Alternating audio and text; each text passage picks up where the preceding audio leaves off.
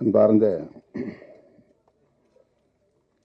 தோழர் சேக்குவேரா என்கிற இந்த திரைப்படத்தின் இயக்குனர் தம்பி அலெக்ஸ் அவர்களே, தயாரிப்பாளர் தோழர் அனீஷ் எட்மண்ட் பிரபு அவர்களே, தோழர் சேக்குவேரா என்கிற பாத்திரத்தில் தோன்றி புரட்சிகரமான கருத்துக்களை தமிழ் சமூகத்திற்கு வழங்கியிருக்கிற புரட்சி தமிழன் அண்ணன் சத்யராஜ் அவர்களே, இந்திய பொதுவுடைமை கட்சியின் மாநில செயலாளரும் அரிசி என்கிற திரைப்படத்தின் கதாநாயகருமான, விரைவில் திரையில் வர இருக்கிற படம், அண்ணன் முத்தரசன் அவர்களே, தமிழக வாழ்வுரிமை கட்சியின் தலைவர் அன்பு இளவல் தி வேல்முருகன் அவர்களே, இந்த நிகழ்வில் பங்கேற்று வாழ்த்துரை வழங்கி சிறப்பித்திருக்கிற அம்மா கிரியேஷன்ஸ் தயாரிப்பாளர் திருமிகு சிவா அவர்களே, நகைச்சுவை நடிகர் அன்பு சகோதரர் இமான் அண்ணாச்சி அவர்களே, மதிப்பிற்குரிய அண்ணன் கரிக்கோல் ராஜ் அவர்களே, திரைப்பட நடிகர் கிருஷ்ணா அவர்களே, திரைப்பட இயக்குனர் மந்திரமூர்த்தி அவர்களே, இயக்குனர் நிகேஷ் அவர்களே,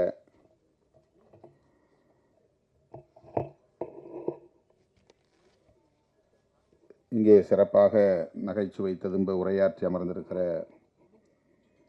யூடியூபர் கூல் சுரேஷ் அவர்களே, கலைஞர் தொலைக்காட்சி வருவனை செந்தில் அவர்களே, ஜீவானந்தம் அவர்களே, மைனர் விஜய் அவர்களே, உமாபதி அவர்களே, பேசி விடைபெற்று சென்றிருக்கிற முனைவர் சுந்தரவல்லி அவர்களே, மின்னல் அந்தோணி அவர்களே, மற்றும் Kannan, Ramalakshmi, Puliyur Balamurugan, Kadampuliyur Karthikeyan, doctor K Selvaraj, G Saravanan, Kaliswaran உள்ளிட்ட திரையுலகத்தை சார்ந்த ஆளுமைகளே,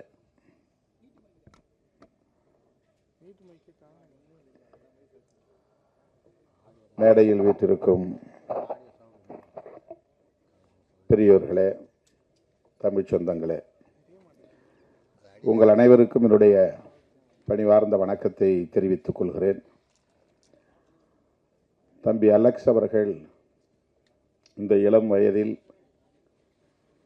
மிக பெரும் முயற்சியை மேற்கொண்டு திரையுலகில் சாதிக்க வேண்டும் என்கிற வேட்கையோடு, வெறியோடு பணியாற்றி இன்றைக்கு ஒரு திரைப்படத்தை வெளியிட இருக்கிறார். வருகிற செப்டம்பர் 20 இந்த படம் திரைக்கு வருகிறது. உலகம் முழுவதும் வர இருக்கிறது. தோற்றத்தில் அவர் ஒரு பள்ளி மாணவனை போல் இருக்கிறார், கல்லூரி மாணவனை போல் கூட அல்ல.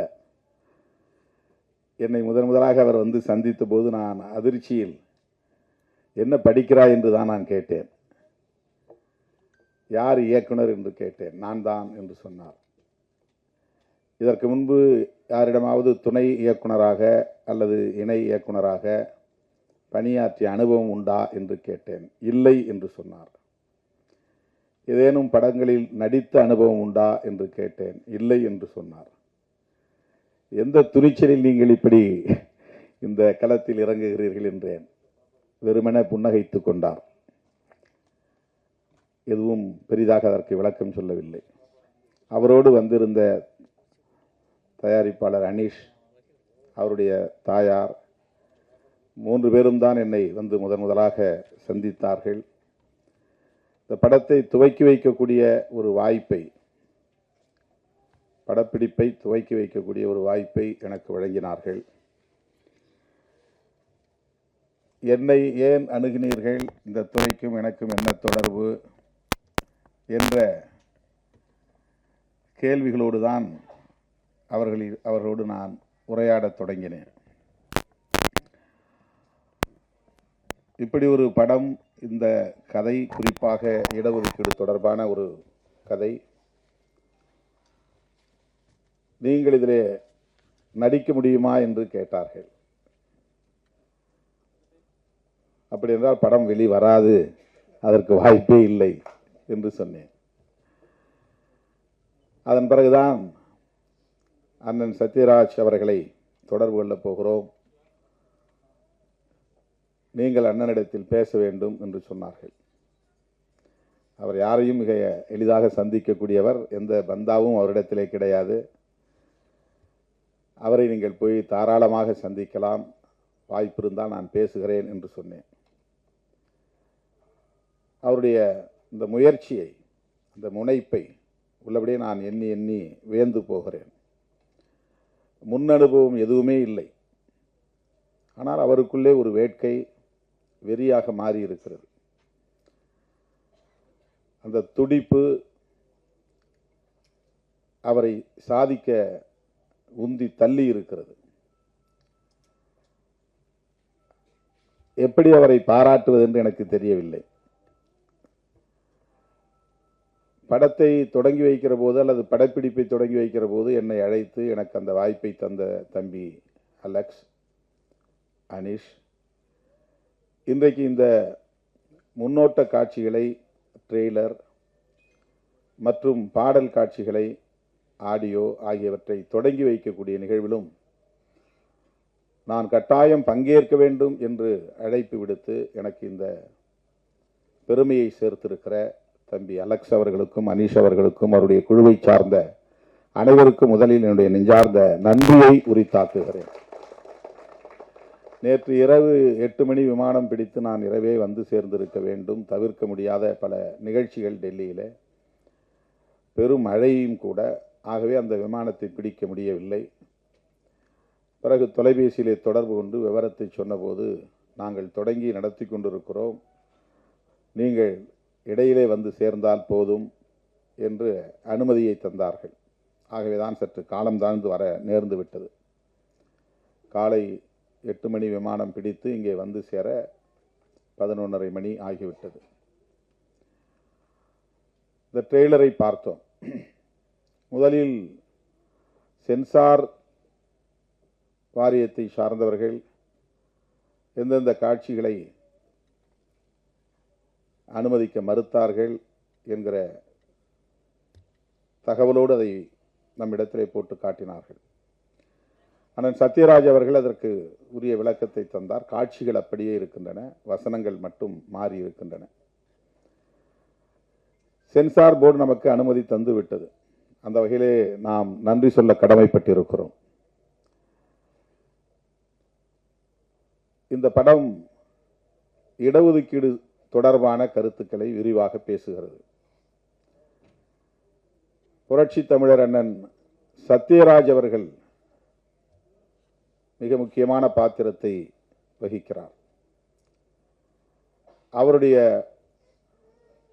வசனங்கள் மிக இயல்பானவை, எந்த செயற்கைத்தனமும் அவரிடத்திலே இருக்காது. 1980களின் தொடக்கத்தில், 85 என்று நான் கருதுகிறேன், கடலோர பகுதிகளில் வசிக்கும் மீனவர் குப்பங்களில் பள்ளிக்கு செல்லாத மாணவர்களை திரட்டி அவர்களிடையே நடப்பு அரசியல் குறித்து பேச வேண்டும், கல்வி தொடர்பாக பேச வேண்டும் என்கிற ஒரு பணி எனக்கு. நான் MA கிரிமினாலஜி முடித்த பிறகு சட்டம் பயிலுவதற்காக விண்ணப்பித்துவிட்டு காத்திருந்த ஓரிரு மாத இடைவெளியில் ஒரு தனியார் நிறுவனத்திலே மாதம் 300 ரூபாய் சம்பளத்தில் போய் வேலைக்கு சேர்ந்தேன். நான் ஃபார்மல் எஜுகேஷன், சும்மா ட்ராப் அவுட்ஸ் சில்ட்ரன், பள்ளிக்கு போகாமல் 8ஆவதோட 10ஆவதோட நின்றுட்டு வீட்டில் திரிஞ்சிக்கிட்டு இருக்கிற பையங்களை கூப்பிட்டு வச்சு அவங்களோட பேசணும். அதுதான் இந்த ஜாப். அப்போ நான் சண்முகம் பிள்ளை தெரு, அம்பேத்கர் பாலம் பக்கத்தில், அங்கே நான் போய் அந்த இளைஞர்களை திரட்டுவதற்காக போய்கொண்டிருந்த போது ஒரு இடத்திலே சுவரில்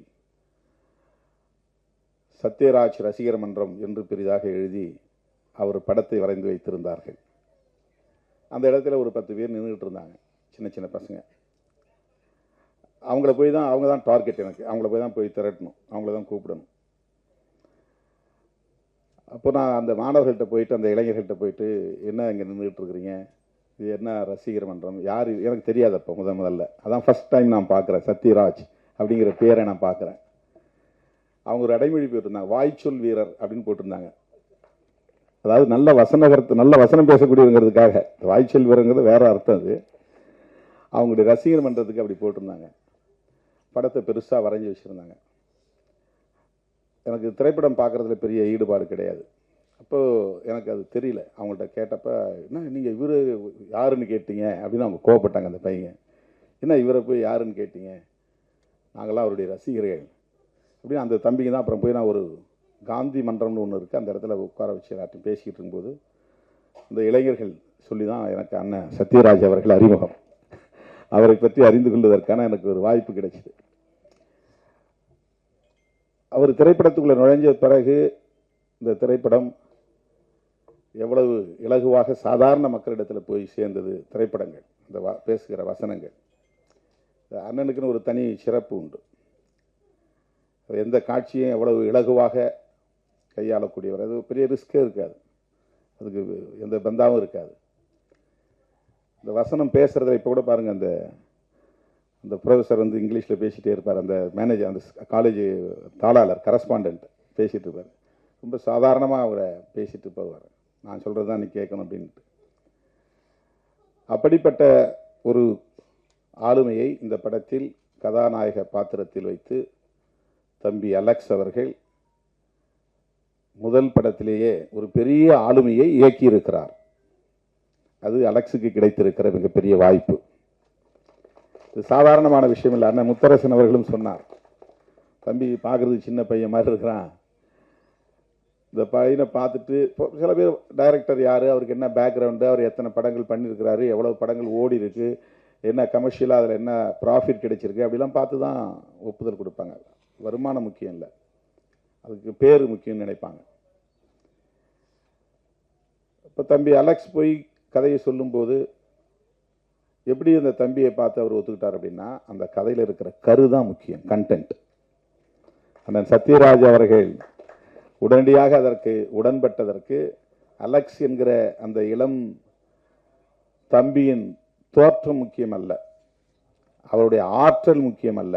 அவர் எப்படி படம் இயக்குவார், எப்படி அந்த படத்தை கொண்டு போய் ஸ்க்ரீன் பண்ண போகிறாரு, டிஸ்ட்ரிபியூட் பண்ணுவார், அது எந்த அளவுக்கு அதுக்கு வந்து மார்க்கெட்டிங் இருக்கும், நம்மளை எந்த அளவுக்கு அவங்க ப்ரொஜெக்ட் பண்ணுவாங்க, முன்னிறுத்துவாங்க, அதெல்லாம் அவர் கணக்கு பார்க்கல. அந்த படத்தில் சொல்லப்படக்கூடிய கரு,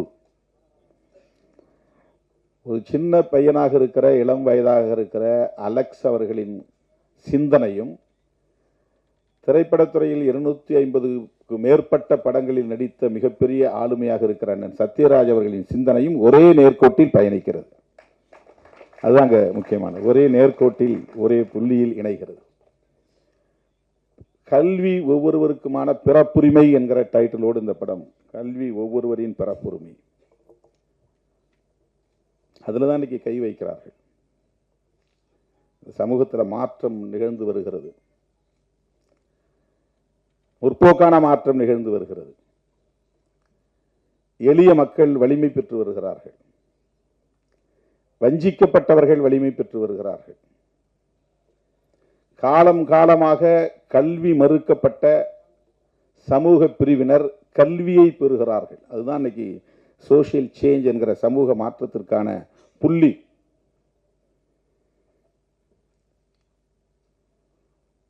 ஒருவனுக்கு வேலை வாய்ப்பு தரலாம், விவசாயத்தில் கூட வேலை வாய்ப்பு கிடைக்கிறது, ஆடு மாடு மேய்ப்பது கூட வேலை வாய்ப்பு தான், கல்லுடைப்பது கூட வேலை வாய்ப்பு தான், அதில் பொருளாதாரம் கிடைக்கிறது. ஆனால் அது சமூக மாற்றத்திற்கு அடிப்படையாக இல்லை. கல்லுடைக்கிறவர்கள் கல்லுடைத்துக் கொண்டே இருக்கிறார்கள், எந்த மாற்றமும் நிகழவில்லை. ஆடு மாடு மேய்ப்பவர்கள் ஆடு மாடு மேய்த்துக் கொண்டே இருக்கிறார்கள், எந்த மாற்றமும் நிகழவில்லை.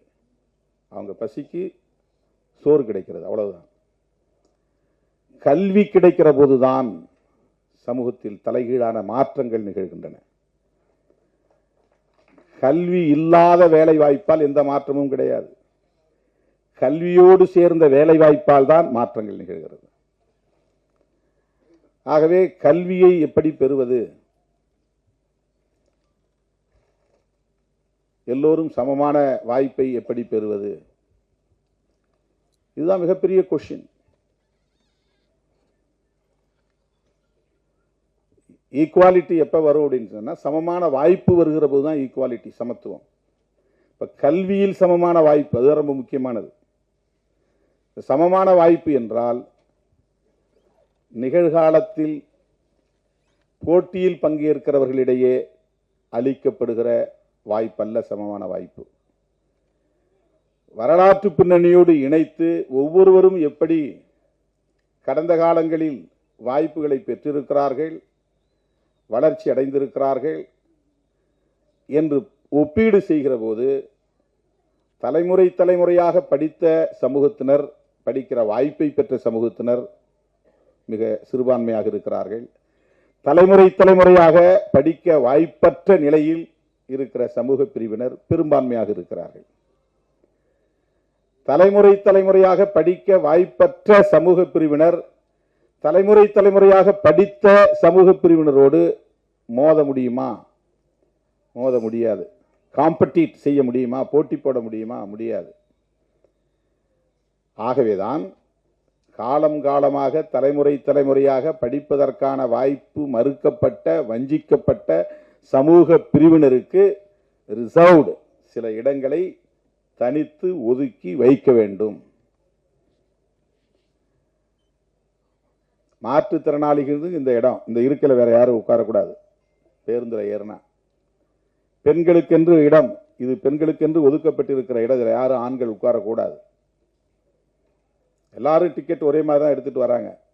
ஏன் அவங்களுக்குன்னு reserved for women, reserved for differently abled எதற்காக ஒதுக்கப்பட்டிருக்கிறது என்றால், அவர்கள் பிறரோடு போட்டி போடக்கூடிய வலிமையற்றவர்கள். ஆகவே அவர்களுக்கென்று இதை ஒதுக்கி வைக்கிறோம். அந்த ஒதுக்கி வைக்கிற அந்த போக்குக்கு பேர் தான் சோசியல் ஜஸ்டிஸ். அதுதான் சமூக நீதி. சமூக நீதியை பேசுகிற ஒரு படமாகத்தான் தோழர் சேக்குவாரா படம் அமைந்திருக்கிறது. சமூக நீதியை பேசுகிற படம். ஒரு காலத்தில் புராணங்களை படமாக்கினார்கள். மகாபாரதத்திலிருந்து ஒரு பகுதி எடுத்து படமாக்குவாங்க, ராமாயணத்திலிருந்து ஒரு பகுதி எடுத்து படமாக்குவாங்க. குடும்ப கதைகள் அப்படிங்கிற பேரில் நிறைய கதைகள் வரும். குற்றம் பின்னணி கொண்ட கதைகளாக வரும். இதுதான் ஒரு காலத்தில் இருந்துச்சு. இந்த மாதிரியான முற்போக்கு அரசியலை பேசுகிற கதைகள் திராவிட இயக்கங்களின் வருகைக்கு பிறகுதான் தமிழ் சூழலில் உருவானது. அண்ணா திரைத்துறையிலே அடியெடுத்து வைத்த பிறகு, கலைஞர் திரைத்துறையிலே ஒரு ஆளுமையாக வளர்ந்த பிறகு, எம்.ஆர். ராதா உள்ளே நுழைந்த பிறகு, என்.எஸ். கிருஷ்ணன் ஒரு பெரும் சக்தியாக அங்கே உருவெடுத்த பிறகு, இதையெல்லாம் திரைத்துறையிலும் பேச முடியும். பகுத்தறிவு கருத்துக்களை பேச முடியும், சமூக நீதி கருத்துக்களை பேச முடியும், சமூக உரிமைகளை பேச முடியும். அதுதான் இந்த இடத்துல ஒரு பெரிய திருப்பு முனை. இன்னைக்கு இந்த அளவுக்கு நம்ம சிந்திக்க முடியுது, படத்தை இப்படி எடுக்க முடியும், இப்படி வசனங்களை வைக்க முடியும். நீ உயிரோடு இருக்கிற மாட்டை வெட்டி விற்பனை பண்ணி வெளிநாட்டுக்கு அனுப்புற, அதில் பால், மாட்டு உடல்ல இருந்து உற்பத்தி ஆகிற பால் சாப்பிட்ற, பாலை உரை ஊற்றி வைத்து தயிராக சாப்பிட்ற, தயிரை கடைஞ்சி மோரா சாப்பிட்ற, அதிலிருந்து தனியை பிரித்து எடுக்கிற வெண்ணெயை சாப்பிட்ற, வெண்ணெயை உருக்கி நெய்யா சாப்பிட்ற, எல்லாமே மாட்டோடு சம்பந்தப்பட்டது தான். வெறும் சக்கையா இருக்கிற கறியை நான் சாப்பிட்றேன், அதில் இருக்கிற ஜூஸ் அவ்வளவும் உனக்கு வந்துடுது. நீ உயர்ந்த சாதி, நான் தாழ்ந்த சாதி. மாட்டுக்கறியை சாப்பிடுன்னு உன்னை சொல்றது தப்பு, அதே மாதிரி சாப்பிடாதன்னு என்ன நீ சொல்றதும் தப்பு. இதையெல்லாம் திரைத்துறையிலே பேச முடியும் என்கிற சுதந்திரம் திராவிட இயக்கங்கள் திரையுலகில் பயணித்த பிறகுதான் உருவானது. நடப்பு அரசியலை பேசுகிற ஒரு துணிச்சல். இந்த இடத்துல என்ன முக்கியமாக நாம் கவனிக்க வேண்டியதுன்னா, இந்த இடஒதுக்கீடு வந்தது சோஷியல் ஜஸ்டிஸ்ங்கிற பேரில். எஸ்சி எஸ்டிக்கு வந்தது, மண்டல் பரிந்துரைக்கு பின்னர் ஓபிசிக்கு வந்துருச்சு. எஸ்சி எஸ்டிக்கு இடஒதுக்கீடு இருந்த வரையிலும் இந்திய அளவில் எந்த பெரிய எதிர்ப்பும் இல்லை. ரொம்ப கவனிக்க வேண்டிய முக்கியமான இடம், ரொம்ப கவனிக்க வேண்டிய முக்கியமான இடம். ஷெட்யூல் காஸ்ட் ஷெட்யூல் டிரைப்ஸுக்கு இடஒதுக்கீடு கான்ஸ்டிடியூஷனல் அத்தாரிட்டி, அதுக்கு அரசியலமைப்பு சட்டத்திலே இருக்கு, ஒரு சேஃப்கார்டு இருக்கு. கான்ஸ்டிடியூஷன் 1950 வந்துச்சு, ஜனவரி 26 நடைமுறைக்கு வந்துருச்சு. அப்பொருந்து எஸ்சி எஸ்டிக்கான இடஒதுக்கீடுங்கிறது யூனியன் கவர்மெண்ட்டுடைய வேலை வாய்ப்புகளில் இருக்கு, ஸ்டேட் கவர்மெண்ட்லேயும் இருக்கு. ஓபிசி மக்கள் அதர் பேக்வர்ட் கிளாஸஸ்னா எஸ்சி எஸ்டியும் பேக்வர்ட் கிளாஸ் தான் அர்த்தம். அதனால தான் மற்றவங்களை அதர் பேக்வர்ட் கிளாஸ்ன்னு சொல்றாங்க. சோஷியலி எஜுகேஷனலி பேக்வர்ட் கிளாஸஸ் யாரு? எஸ்சி எஸ்டி ஓபிசி எல்லாம் சேர்ந்து. மொத்தத்துக்கு கான்ஸ்டிடியூஷனில் இதுதான் வார்த்தை, SEBC, socially educationally backward classes. அதுதான் கான்ஸ்டிடியூஷனில் அம்பேத்கர் எழுதியிருக்கிற வரிகள், வார்த்தைகள். இது யாரையெல்லாம் குறிக்கும்னா எஸ்சி எஸ்டி ஓபிசி எல்லோரையும் குறிக்கும், மைனாரிட்டிஸ் அவ்வளவு பேரையும் குறிக்கிற சொற்கள் இது. இப்போ ஓபிசிக்கு இடஒதுக்கீடு இல்லை. அம்பேத்கர் சொன்னார், அதுக்குன்னு தனியாக ஒரு கமிஷன் போடுங்க, அந்த கமிஷன் ஒரு ரிப்போர்ட் கொடுக்கட்டும், அந்த ரிப்போர்ட் அடிப்படையில் அவங்களுக்கு இடஒதுக்கீடு பிற்காலத்தில் தரணும். அதுதான் ஜவஹர்லால் நேருக்கும் அம்பேத்கருக்கும் ஏற்பட்ட முரண்பாடு, மோதல். அவர் ரிசர்வேஷன் பண்ணுறதுக்கு அது ஒரு முக்கியமான காரணம். பேக்வர்ட் கிளாஸஸ்க்குன்னு ஒரு கமிஷன் போட சொன்னார் பண்டிட் ஜவஹர்லால் நேரு காலத்தில். அப்போ அவரோட இருந்த பெரிய ஆளுமைகள்லாம் அதை அனுமதிக்கலை, தடுத்துட்டாங்க. அதுக்கு பிறகு காக்கா கலேல்கார் கமிஷன் வந்துச்சு, அது ரிப்போர்ட் கொடுத்தாங்க, நடைமுறைப்படுத்த முடியல. அதுக்கு பிறகு மண்டல் பேரில் அவர் பிபி மண்டல் யாதவ் அவர் பேரில் ஒரு கமிஷன் போட்டாங்க, அவர் ரிப்போர்ட் கொடுத்தாரு, அதை நடைமுறைப்படுத்த விடாமல் தடுத்துட்டாங்க. நல் வாய்ப்பா விபி சிங் பிரதமரானார். அவர் தான் அந்த பேப்பரை எடுத்தார் கையில், நான் நடைமுறைப்படுத்துவேன்னார். ஓபிசி அதான் அண்ணன் சொல்றாருல அந்த வசனத்தில், நாங்கள் 90% பேர் இருக்கிறோம், 27% தான் கொடுக்குற, அதுக்கே இவ்வளவு போராட்டம், அதை நடைமுறைப்படுத்தவும் மாட்டேங்கிற அந்த வசனத்தில் வருது. மண்டல் பரிந்துரையின் அடிப்படையில் தான் 27%. இப்போ இந்த இடத்துல தான் அவர்கள் விழித்துக் கொண்டார்கள். என்னன்னா, இந்த மண்டல் பரிந்துரையை நடைமுறைப்படுத்தக்கூடாதுன்னு விபி சிங் ஆட்சியை கவிழ்த்து விட்டு அதற்கு எதிராக மிகப்பெரிய பேரணி நடந்தது, யாத்ரா, ரத யாத்ரா. ரொம்ப முக்கியமான விஷயம் இது. இந்திய அரசியல் வரலாறு அப்படியே ட்விஸ்ட் ஆகுது. மண்டலுக்கு முன் மண்டலுக்கு பின் வீதிகளில் இறங்கி போராடாதவர்கள் போராட வர்றாங்க. யாருக்கு எதிரா? எஸ்சி எஸ்டிக்கு எதிராக இல்ல, ஓபிசிக்கு எதிராக. யாருக்கு எதிராக விபி சிங் ஆட்சி கவிழ்க்கப்பட்டது? எஸ்சி எஸ்டி மக்களுக்கு இடஒதுக்கீடு கொடுத்தது தப்புன்னு கவிழ்க்கப்படல, ஓபிசிக்கு. ஓபிசினா யாரு? தமிழ்நாட்டில் பிசி எம்பிசி. இவர்களுக்கு இடஒதுக்கீடு கொடுத்ததை எதிர்த்து விபி சிங் ஆட்சியை கவிழ்த்தார்கள். அவர் போனா போட்டோம், ஆட்சி போனா பரவாயில்ல, நான் இதை செய்தே தீர்வுன்னு ஆட்சி இழந்தார். அன்னைக்கு அவர் கூட இருந்து அதற்கு ஒத்துழைத்தவர் ராம்விலாஸ் பாஸ்வான், ஒரு தலித் லீடர், அம்பேத்கர் இயக்க தலைவர். அதுக்கு பிறகுதான் தமிழ்நாட்டு இந்தியாவுக்குள்ள பிஜேபி வளர தொடங்கியது, பிஜேபி ஆட்சிக்கு வந்தது. இது வரலாற்று உண்மை, அரசியல் உண்மை. அதுக்கு பிறகுதான் அவங்க எழுச்சி பெறாங்க. அவங்க இந்த இடஒதுக்கீடு வரக்கூடாதுங்கிறதுக்காக, நடைமுறைப்படுத்தக்கூடாதுங்கிறது என்னென்ன வழிமுறைகள் செய்யணும் அவ்வளவும் பண்றாங்க. இப்ப ஜுடிஷியரியும் பயன்படுத்தி கிரிமி லேயர் கொண்டு வந்துட்டாங்க. ஓபிசிக்கு கிரிமி லேயர் கொண்டு வந்தாங்க. மண்டல் பரிந்துரையில் கிரிமி லேயர் கிடையாது. கிரிமி லேயர்னா என்ன அர்த்தம் தெரியுமா? ரொம்ப முக்கியமான ஒரு செய்தி நான் பதிவு பண்ண விரும்புகிறேன். நேற்று தான் நான் 2 தம்பிகளை அழைச்சிட்டு போனேன் ராம்தாஸ் அத்வாலே கிட்ட. அந்த 2 தம்பிகளும் தமிழ்நாட்டில் இருந்து வந்தவங்க. அவங்க 2 பேரும் என்னன்னா, பிரிலிமினரி பாஸ் பண்ணாங்க ஐஏஎஸ்க்கு, அடுத்து மெயின் பாஸ் பண்ணாங்க, அப்புறம் இன்டர்வியூ பாஸ் பண்ணாங்க. இது எவ்வளோ பெரிய கடினமான போராட்டங்கிறது தெரியும். முதல்ல நுழைவுத் தேர்வு பிரிலிமினரி பாஸ் பண்ணணும், அதுக்கப்புறம் மெயின் பாஸ் பண்ணணும், அதுக்கப்புறம் இன்டர்வியூ பாஸ் பண்ணணும். ஒவ்வொரு இடத்தையும் ஃபில்டர் பண்ணிடுவாங்க. இதை 3ஐயும் பாஸ் பண்ணி ஐஏஎஸ் ஆயிட்டான். ஆனால் கிரிமி லேயர் அங்கே இடிக்குது, உனக்கு முடியாதான்றான், வெளியே தள்ளி விட்டான். என்னடானா, அவங்க அம்மா ஏதோ ஒரு கிளர்க்காக ஒர்க் பண்ணுறாங்களாம், அவங்களுக்கு ஆனுவல் இன்கம் 10 லட்ச ரூபா வருதான். கிரிமி லேயர் என்னன்னா, 8 லட்சத்துக்கு மேலே ஒருத்தனுக்கு ஆண்டு வருமானம் இருந்தால் அவனுக்கு இடஒதுக்கீடு இல்லை. இதுதான் கிரிமி லேயர். இவ்வளவு பெரிய ஆபத்து இருக்கு. நம்மெல்லாம் இடஒதுக்கீடு எல்லாம் கோட்டான்னு சொல்றோம். இந்த கிரிமி லேயர் வச்சது யார்? நம்ம இந்த சென்சார் போர்டில் ஆள் வச்சதுக்கு கோவப்படுறோம்ல, அதுதான் கிரிமி லேயர் வச்சவங்க தான் அங்கே சென்சார் போர்டில் உட்காந்துக்கிறாங்க. ஏன்னா தம்பி வந்தவனே என்கிட்ட சொன்னார், இந்த படத்தை வந்து சென்சாரே பண்ண முடியாதுன்னு தூக்கி போட்டாங்கன்னு பதறிட்டு வந்தாங்க. அலெக்ஸும் அனீஷும் என்ன சொன்னாங்கன்னா, கௌதமி தான் அதில் மெம்பராக இருக்காங்க. யார்? நடிகை கௌதமி. அவங்க யார்? நடிகை மட்டும்தான் எனக்கு தெரியும். அவங்க பிஜேபியில் சேர்ந்தது எனக்கு தெரியாது.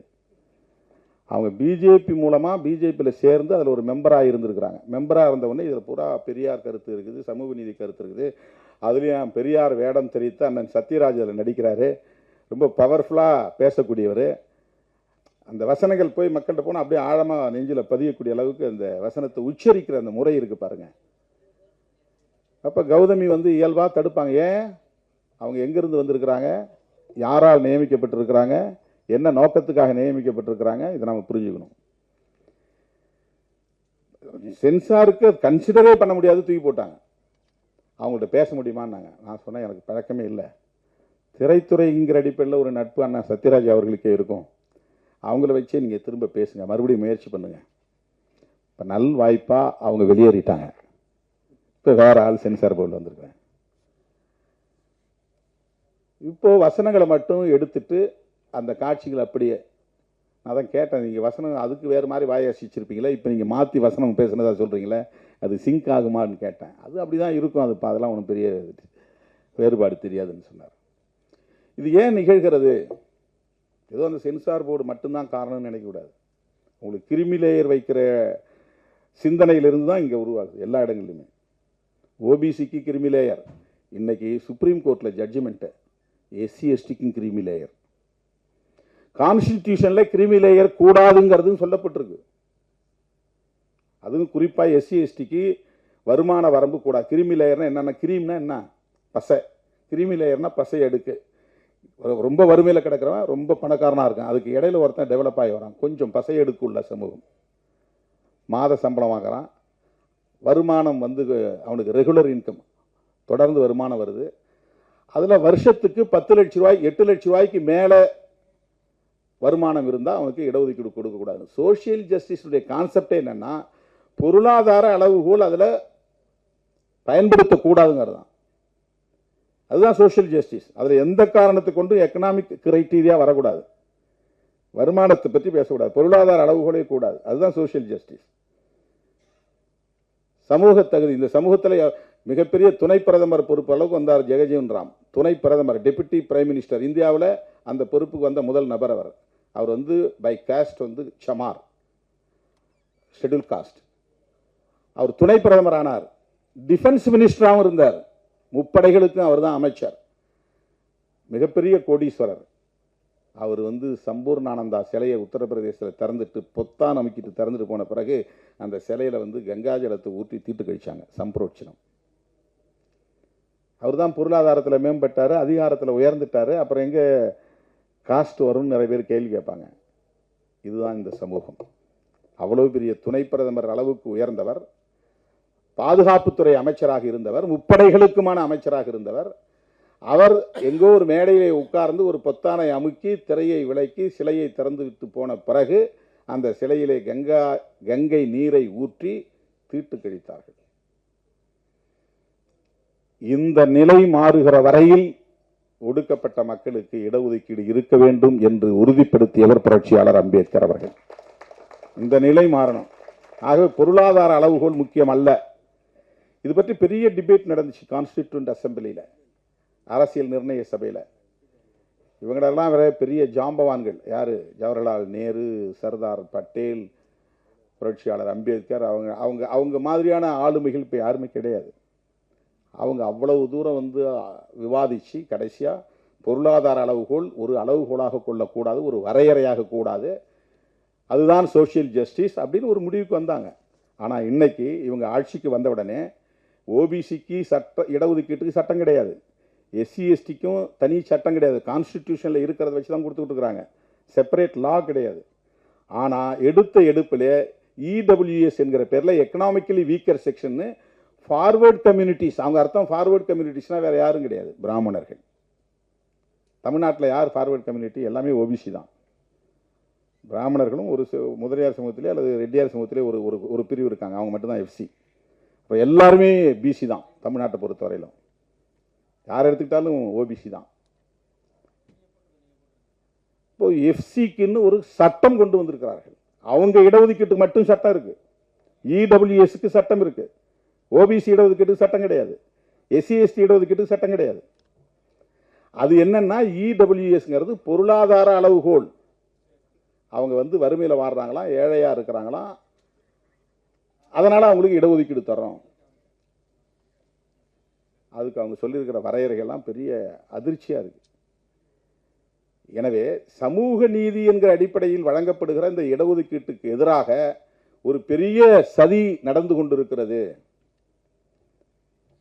அதை நீர்த்து போக வைக்கணும், டைலூட் பண்ணணும், அதை இல்லாமல் செய்யணும். அதனால தான் எல்லா அரசு துறைகளையும் பொதுத்துறைகளையும் தனியார் மயமாக்கிட்டு இருக்காங்க. தனியார் மயமாக்கிட்டா யாரும் இடஒதுக்கீடு கேட்க முடியாதுன்னு. ஏன் இந்த இடஒதுக்கீட்டுக்கு எதிராக அவங்க இருக்கிறாங்க அப்படின்னா, சமூக சோசியல் ஆர்டரே மாறுது இல்ல. ஆடு மாடு மேய்ச்சி இருந்தவன் திடீர்னு ஜட்ஜின்னு வந்து உட்கார்றான், அட்வொகேட்னு படிக்கிறான், பேராசிரியர்னு போய் உட்கார்றான், சயின்டிஸ்ட்னு போறான், ஐஐடிக்கு போறான், உலக நாடுகள் முழுக்க போறான். யார் ஆடு மாடு மேய்க்கிறது? கக்கூஸ் கழுவிட்டு இருந்த பிள்ளை இன்னைக்கு வந்து நீட் தேர்வு எழுதி டாக்டர் ஆகுது. சமூக ஆர்டர் அவங்க வச்சிருந்த 4 வர்ண அமைப்பு முறையில் இருந்த சோசியல் ஆர்டர், பிராமணர், சத்திரியர், வைசியர், சூத்திரர், அவுட்காஸ்ட், அவங்க தான் எஸ்சி எஸ்டி. இந்த ஆர்டருக்குள்ள வரமாட்டாங்க, அவங்க வெளியே இருக்காங்க, சாதியற்றவர்கள். இந்த ஆர்டர் மாறுது. ஆடு மாடு மேய்ச்சவெல்லாம் வந்து நீதிபதி சிம்மாசனத்தில் போய் உட்கார்றான், பார்லிமெண்ட்ல போய் பேசுறான், மந்திரி ஆகிறான், டாக்டர் ஆகிறான், என்ஜினியர் ஆகிறான். தெருவு கூட்ட ஆள் இல்லை, கக்கூஸ் கழுவு ஆள் இல்லை. அதை விட முக்கியமாக காலம் காலமாக எல்லா தளங்களிலும் மிகப்பெரிய ஆதிக்கம் செலுத்திக் கொண்டிருந்த சமூக பிரிவினரின் எதிர்காலம் கேள்விக்குறியாக மாறும் என்கிற அச்சம் அவர்களுக்கு இருக்கிறது. அதை தடுப்பதற்குத்தான் இடஒதுக்கீட்டில் எல்லா இடங்களிலும் கை வைக்கிறார்கள். இது ஒரு பெரிய சவால். இதை எதிர்கொள்வது என்பது பெரிய சவால். இடஒதுக்கீட்டை நாம வந்து இழந்துட்டோன்னு சொன்னா மறுபடியும் 2000 வருஷத்துக்கு பின்னால போக வேண்டி வரும். அதுக்கு பெரிய ஆபத்து இருக்கிறது. சமூக நீதியை பற்றி எந்த புரிதலும் இல்லாமல் வெறுமனே சாதி பெருமையை பேச சொல்லி நம்மை ஊக்கப்படுத்துகிறார்கள். இன்னும் எல்லாம் மேடை ஏறி ஆண்ட பரம்பரை அரச பரம்பரையில் பேசிட்டு இருக்கிறோம். அங்கே கீழே வேட்டு வச்சுட்டு உட்கார்ந்துருக்கிறான். இடஒதுக்கீட்டுக்கு ஆபத்து, சமூக நீதிக்கு ஆபத்து. ஓபிசிங்கிற ஒரு கன்சாலிடேஷன், ஒரு ஒருங்கிணைந்த சக்தி உருவாயிடக்கூடாது. ஒவ்வொருத்தரும் தனித்தனி சாதிகளா உடைக்கிறார்கள். இந்த சப் கேட்டகரைசேஷன் அது என்னன்னா, இடஒதுக்கீடு பெறக்கூடியவங்கலாம் தனித்தனி ஒரே. இப்போ தமிழ்நாட்டில் மொத்தம் 76 சாதிகள் இருக்கு. ஷெட்யூல்டு காஸ்ட்ங்கிறதுல அட்டவணை சாதிகள், அட்டவணைப்படுத்தப்பட்ட சாதி. ஓபிசி அட்டவணைப்படுத்தப்பட்டிருக்கு. ஆனால் முதல்ல இது வந்ததுனால இதுக்கு அந்த பேர் வந்துருச்சு, அட்டவணைப்படுத்தப்பட்ட சமூக பிரிவினர். அவ்வளவுதான், சாதி இல்லை. அது எஸ்சிங்கிறது சாதி கிடையாது. 76 சாதிகள். 76 சாதிகளை வந்து அவங்க சப் கேட்டகரைஸ் பண்ண சொல்றான். பொருளாதாரத்தில் மேம்பட்டவங்க, கல்வியால் மேம்பட்டவங்க, இடஒதுக்கீடு பெற்றவங்க, பெரும்பான்மையாக இருக்கிறவங்க, சிறுபான்மையாக இருக்கிறவங்கள A category, B category, C கேட்டகரின்னு பிரி. இப்போ ஆந்திராவில் அப்படி பிரிச்சிருக்காங்க, தெலுங்கானாவில் அப்படி பிரிச்சிருக்காங்க.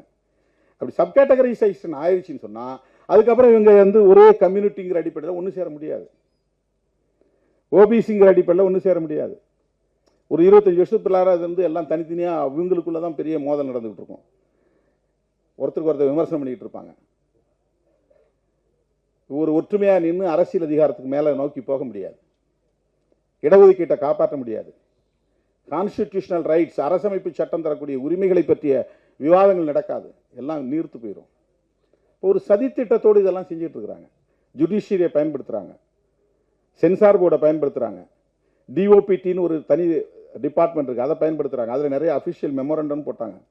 அதெல்லாம் வந்து இடஒதுக்கீட்டை நடைமுறைப்படுத்தவே கூடாதுங்கிற அடிப்படையில் போடப்பட்ட மெமோரண்டம்ஸ். அதெல்லாம் இன்னும் இருக்குது, 6 மெமோரண்டம்ஸ் இருக்குது. நம்ம அதை பற்றிலாம் பெருசாக யாரும் விவாதிக்கிறது கிடையாது. கண்டதை பேசிக்கிட்டு இருக்கிறோம், சாதி பெருமையை பேசிட்டு உட்கார்ந்துருக்கிறோம். ஆனால் மிகப்பெரிய அளவில் இதற்கு எதிரான சதி முயற்சிகள் நடந்து கொண்டிருக்கின்றன. இந்த சூழலில் கல்வி ஒவ்வொருவரின் பிறப்புரிமை, அதில் கை வைக்கக்கூடாது. நேஷனல் எஜுகேஷன் பாலிசின்னு ஒரு பாலிசி கொண்டு வராங்க. மாநில அரசுகள் பாடத்திட்டத்தை உருவாக்கக்கூடாது, கல்வி திட்டத்தை உருவாக்கக்கூடாது, கல்விக் கொள்கையை உருவாக்கக்கூடாது, நாங்கள் உருவாக்கி தரோம், நீ உன்னுடைய மண்ணின் வாசனைக்கு ஏற்ப நீ கல்விக் கொள்கையை உருவாக்கக்கூடாது. நீ கல்விக் கொள்கையை உருவாக்குனா பெரியார பாடத்திட்டத்தில் கொண்டாந்து வைப்ப, உள்ளூரில் யார் யார் மொழிப்போர் தியாகிகளோ அவனை பாடத்திட்டத்தில் கொண்டாந்து வைப்ப, இந்த உள்ளூரில் ஒவ்வொரு சமூகத்தின் விடுதலைக்காக பாடுபட்டவங்களை எல்லாம் ஒரு ஆளுமையாக காட்டுவேன். நேஷனல் எஜுகேஷன் பாலிசி வந்தால் அதெல்லாம் போயிடும். அவங்க தான் அதை தீர்மானிப்பாங்க. சயின்ஸாக அவன் தீர்மானிப்பான், ஹிஸ்ட்ரியாக அவன் தீர்மானிப்பான். மொழி கட்டாயமாக 3 மொழிகள் வேணும். நீ உன் மொழியை நீ படிச்சுக்கோ, ஆனால் கம்பல்சரியாக வந்து ஹிந்தி படிக்கணும், இங்கிலீஷும் படிக்கணும். இதெல்லாம் நேஷனல் எஜுகேஷன் பாலிசி. இதுக்கெல்லாம் ஒரு நோக்கம் இருக்கு. ஓபிசியை டைலூட் பண்ணணும், மாநில அதிகாரத்தை டைலூட் பண்ணணும், மாநில உரிமைகள் மொழி அடிப்படையில் உருவாயிடக்கூடாது, ஒரு தனி தேசிய இனமாக வளர்ந்துடக்கூடாது. தனி தேசிய இனம் இவன் தமிழ் தேசியம் பேசுகிற மாதிரி நாளைக்கு தெலுங்கு தேசியம் பேசுவான், மலையாள தேசியம் பேசுவான், கன்னட தேசியம் பேசுவான். இவன் விரும்புகிற ஒரு ஒருங்கிணைந்த இந்தியா, அவன் விரும்புகிற இந்தியாவை அவனால் உருவாக்க முடியாது, எல்லாம் சிதறி போயிடும். இப்படிப்பட்ட சதி முயற்சிகளை விவாதிக்க வேண்டியிருக்கிறது. அப்படிப்பட்ட விவாதத்தை நடத்துகிற களமாக திரைத்துறையை இன்றைக்கு தம்பி அலெக்ஸ் பயன்படுத்தி இருக்கிறார். அதற்காக ஒரு திரைப்படம் எடுத்திருக்கிறார். அதற்கு சேக்குவேரா பெயரை சூட்டியிருக்கிறார் அந்த பாத்திரத்திற்கு என்பது மிக பொருத்தமானது. ஏன் சேக்குவேரா பெயரை சூட்டுகிறார்? சேக்குவேரா எந்த செக்டேரியன் பாலிடிக்ஸ்குள்ளே போய் அவர் சிக்கலை. இப்போ நாங்கள் வந்து தமிழர்கள், நாங்கள் வந்து ஆதி திராவிடர், நாங்கள் வந்து இப்படி ஒவ்வொருத்தரும் ஒவ்வொரு சாதி, நாங்கள் இந்து, அவன் வந்து கிறிஸ்டியன், இதெல்லாம் வந்து செக்டேரியன். இதுக்கு பேர் வந்து செக்டேரியன் பாலிடிக்ஸ். நாங்கள் இந்து, அவங்கெல்லாம் இந்து அல்லாதவர்கள், நாங்கள் தலித்து, நாங்கள்லாம் தலித் அல்லாதவர்கள், நாங்கள் தமிழர், இவங்க தமிழர் அல்லாதவர்கள். இந்த அடையாளத்துக்குள்ளே பிடிச்சி நிற்கிறது. இப்போ அந்த மாதிரி சேக்குவேரா நினைச்சிருந்தா அர்ஜென்டினாவை தாண்டி அவரால் போய் கியூபாவில் புரட்சியில் ஈடுபட்டுருக்க முடியுமா? கியூபனுக்கும் அர்ஜென்டினியாக்காரனுக்கும் என்ன சம்பந்தம் சொல்லுங்க? அவனுக்கு சர்வதேச பார்வை அந்த இளம் வயதிலேயே. ஒரு டாக்டராக படித்து ஒரு ஃபிசிஷியனாக தொழிலுக்கு போனவன், அவனுக்குள்ளே எவ்வளோ பெரிய வேட்கை இருந்திருக்கு பாருங்க.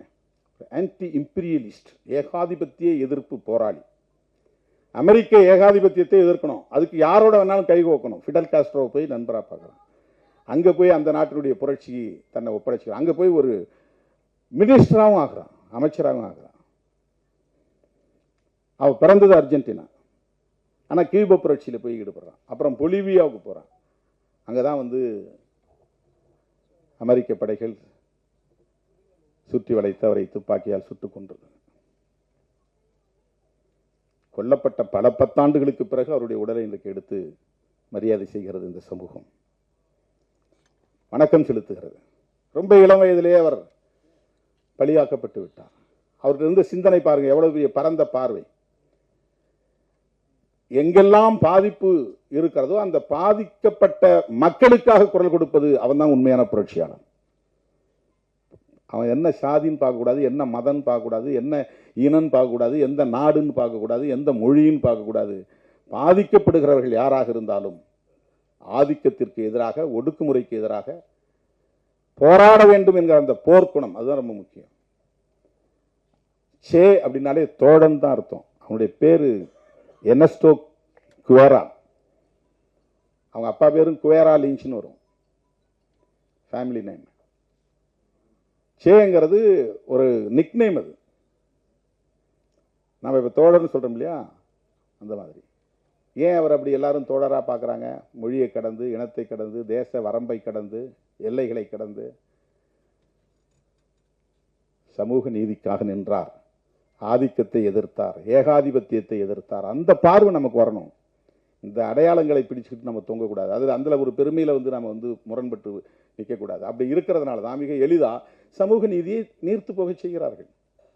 அப்படிப்பட்ட ஒரு சூழலை தான் இன்னைக்கு சென்சார் போர்டில் உட்கார்ந்துருக்குங்க யாராக இருந்தாலும் அதுக்குன்னு வரையறுக்கப்பட்ட கொள்கை அடிப்படையில் தான் இயங்குவாங்க. இப்போ அந்த இடத்துக்குள்ள நாம போனாக்க அது வேற மாதிரியான ஒரு நிலைப்பாட்டை எடுப்போம். இப்போ நாம போகணும்னு ஒரு கேள்வி வரும்போது தான் சமூக நீதி தேவைப்படுகிறது. அந்த இடத்துல எப்படி நாம போறது? ரெப்ரசன்டேஷன், பிரதிநிதித்துவம். ஒவ்வொரு இடத்திலையும் தீர்மானிக்கிற இடத்துல பிரதிநிதித்துவம் இருக்கணும். அந்த பிரதிநிதித்துவம் இருக்க வேண்டும் என்பதற்கான ஒரு கோட்பாடு தான் சமூக நீதி கோட்பாடு. அது கல்வியிலிருந்து தொடங்குகிறது. கல்வியை மறுக்கிறான். நீ நான் வைக்கிற வரையறையின்படி உள்ளே வா, நீட் எழுது, அப்பன்னா நீ டாக்டர் ஆகலாம், இல்லைன்னா ஆக முடியாது. அங்கே ஒரு செக் வைக்கிறாங்க. இந்த ஆபத்தை எல்லாம் நாம் விரிவாக விவாதிக்க வேண்டியிருக்கிறது. அந்த விவாதிக்கிற களங்களில் தோழர் சேக்குவேரா போன்ற திரைப்படங்களும் தன்னுடைய பங்களிப்பை செய்ய தயாராக வந்திருக்கிறது. அந்த சிந்தனை, முற்போக்கு சிந்தனை, சமூக நீதி சிந்தனை இருந்ததால் தான் தம்பி அலெக்ஸ் இந்த இளம் வயதில் அண்ணன் சத்யராஜை தேடி போய் பார்க்கிறான். அந்த பார்வை பாருங்க, ஒருத்தர் சிந்தனை தான் உறவை உருவாக்கும். இல்லைன்னா அவர் வேற கமர்ஷியலா யாரையாவது போய் பார்த்துருப்பாரு. எப்படியாவது ஜெயிக்கணும், எப்படியாவது ஒரு படம் வரணும், அதில் ஒரு குத்தாட்டத்தை வைக்கணும், ஒரு நல்ல காதல் காட்சி வைக்கணும் அப்படின்னு அவர் கற்பனை பண்ணல. பாருங்க இந்த இளம் வயதில். அந்த வகையில் நான் தம்பி அலெக்ஸ் அவர்களை நெஞ்சார பாராட்டுகிறேன். உங்களை போன்ற இளைஞர்கள் திரைத்துறையில் மிக பெரும் சக்திகளாக வளர வேண்டும் என்று நான் வாழ்த்துகிறேன். இந்த படம் மாபெரும் வெற்றியை பெற வேண்டும் என்று வாழ்த்தி இந்த வாய்ப்புக்கு நன்றி கூறி முடிக்கிறேன். நன்றி, வணக்கம்.